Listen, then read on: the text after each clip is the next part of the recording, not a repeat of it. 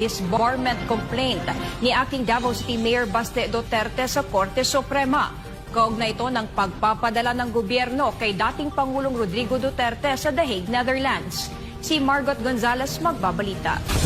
Pinatatanggalan ni acting Davao City Mayor Baste Duterte ng lisensya sa pagkaabogado sina Justice Secretary Boying Rimulya at Defense Secretary Ivo Chidoro sa Korte Suprema. Ito ay kasunod ng pag-aresto at pagpapadala sa kanyang ama sa International Criminal Court sa The Hague, Netherlands. Matatanang nangyari ang pag-aresto noong Marso ng kasalukuyang taon sa kabila ng pagtutol umano ng dating Pangulo dahil sa kawalan ng balidong warrant of arrest at due process. Damay din sa disbarment complaints sina DOJ Undersecretary Nicolas Felix T. at Prosecutor General Anthony Fadolion. Ayon sa abogado, nilabag umano ng mga respondent ang Code of Professional Responsibility and Accountability. This is related with the kidnapping as well as expulsion of former President Rodrigo Roa Duterte towards The Hague, Netherlands. So in the light of the fact that the family has decided to file a disbarment complaint against these lawyers who happen to be high officials of the land, acting Mayor Sebastian Z. Duterte decided to file it himself in behalf of the family. Samantala, may pending application si Rimulya sa Judicial and Bar Council para sa ombudsman bid.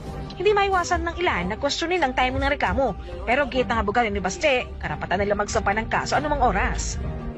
The option to file it as to when depends on the complainant. As you can see under Article 90 of the Revised Penal Code, prescription of crimes up to 20 years for grave offenses. So within the 20-year period, it's up for the complainant as to when to file it, because complainants may have different reactions, the psychological aspect, physical aspect, financial reasons likewise may come into play as to why they would delay the filing.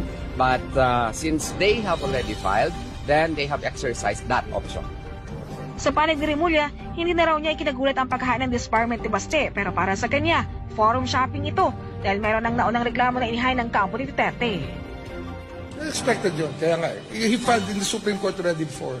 Forum shopping na ito. It's forum shopping. Pero hirit naman ni Atty. Torion. The identity of causes of action is different.